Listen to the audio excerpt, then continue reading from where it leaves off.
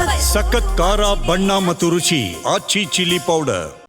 ಈ ಸಿನಿಮಾದಲ್ಲಿ ನನಗೆ ಬಂದು ನಮ್ಮ ಶ್ರೀಧರ್ ಸರ್ ಅಂತ ಇದ್ರು. ಅವರು ನನಗೆ ಒಂದು ಸಿನಿಮಾದಿಂದ ಪರಿಚಯ ಆಗ್ತಾರೆ. ಅಲ್ಲಿಂದ ಕರೆದು ಈ ಒಂದು ಕ್ಯಾರೆಕ್ಟರ್ನ ನಮ್ಮ ಡೈರೆಕ್ಟರ್ ಸರ್ ಜೊತೆ ಕೂತ್ಕೊಂಡು ಮಾತಾಡ್ಬೇಕಾದ್ರೆ ನನಗೆ ಏನು ಇಂಪ್ರೆಸ್ ಆಗಿದ್ದು ಅಂತಂದರೆ ಡೈಲಾಗ್ಸ್. ಅಂದರೆ ಇವಾಗಿನ ಜನ್ರೇಷನ್ಗೆ ಏನು ಇಂಪಾರ್ಟೆಂಟ್ ಇರಬೇಕು ಅಂತಂದರೆ ಒಂದೊಂದು ಡೈಲಾಗ್ಸಲ್ಲೂ ತುಂಬ ಚೆನ್ನಾಗಿ ಅಂದರೆ ಜನಕ್ಕೆ ಎಂಟರ್ಟೈನ್ಮೆಂಟ್ ಆಗೋ ಥರ ತುಂಬ ಚೆನ್ನಾಗಿ ಬರೆದಿದ್ದಾರೆ. ನನ್ನ ಸರ್ಗೆ ಅದೇ ಯಾವಾಗಲೂ ನಾನು ಸರ್ ಊಟಕ್ಕೆ ಎಲ್ಲ ಪ್ರಾಕ್ಟೀಸ್ಗೆ ಗಿಟೀಸ್ ಎಲ್ಲ ಹೋದಾಗ ಸರ್ರು ನಾನು ಮಾತಾಡ್ಕೊಂಡು ಹೋಗೋ ಟೈಮಲ್ಲಿ ಇಬ್ಬರಿಗೆ ಸರ್ ನೀವು ಯಾರನ್ನೂ ಲವ್ ಮಾಡಿಲ್ವಾ ಸರ್ ಅಂತ ನಮ್ಮ ಡೈರೆಕ್ಟರ್ ಸರ್ನ ಕೇಳಿದೆ.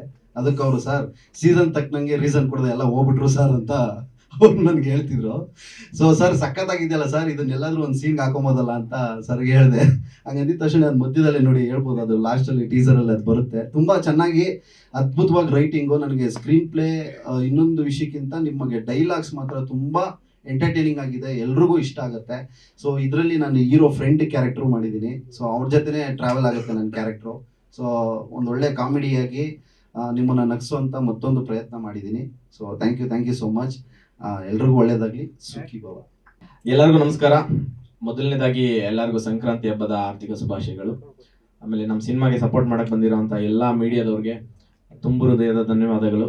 ಸೊ ಸುಖಿ ಭವ ಸಿನಿಮಾದಲ್ಲಿ ನನಗೆ ಅವಕಾಶ ಸಿಕ್ಕಿದ್ದು ಬಂದು ನಮ್ಮ ಸಂತು ನಾನು ಶಾರ್ಟ್ ಫಿಲಮ್ ಮಾಡಿದ್ವಿ ಪಲ್ಪಿ ಪರಮೇಶ್ವರಿ ಅಂತ. ಈ ಕ್ಯಾರೆಕ್ಟರ್ ಬೇರೆ ಯಾರೋ ಮಾಡಬೇಕಾಗಿತ್ತು ಅಂತ ರಾಜೇಶ್ ಸರ್ ಹೇಳಿದ್ರು. ಬಟ್ ಆ ಟೈಮಲ್ಲಿ ನಮ್ಮ ಶಾರ್ಟ್ ಫಿಲಮ್ ಚೆನ್ನಾಗಿದ್ದಾಗ ಸಂತು ಮುಂಚೆನೆ ಸಿನಿಮಾ ಮಾಡ್ತಾ ಇದ್ದ ಸುಖಿ ಭವ. ಅವಾಗ ಸರ್ರು ನೋಡಿ ಇವ್ರನ್ನ ಆ ಕ್ಯಾರೆಕ್ಟರ್ ಮಾಡಿಸ್ಬೋದು ಅಂತ ಕೇಳಿ ಕರ್ಸಿ ರಿಹರ್ಸಲ್ ಮಾಡಿಸಿ ಈ ಕ್ಯಾರೆಕ್ಟರ್ ನಂಗೆ ಸಿಕ್ಕಿದ್ದು.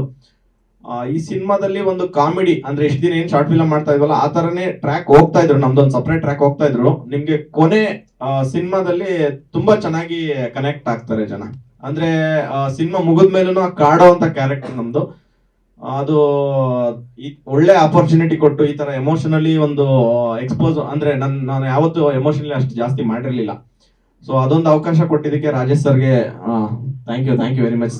ಆಮೇಲೆ ಅವ್ರ ಹತ್ರ ಮಾತಾಡ್ಬೇಕಾದ್ರೆ ನಂಗೆ ಅನ್ಸೋದು ಅವ್ರಿಗೆ ತುಂಬಾ ಒಳ್ಳೆ ವಿಷನ್ ಇರೋಂಥ ಡೈರೆಕ್ಟರ್ ಅವರು.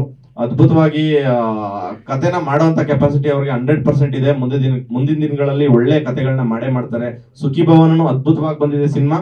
ಎಲ್ಲರೂ ಸಪೋರ್ಟ್ ಮಾಡಿ ಥಿಯೇಟರ್ ಅಲ್ಲಿ ಬಂದು ಸಿನಿಮಾ ನೋಡಿ.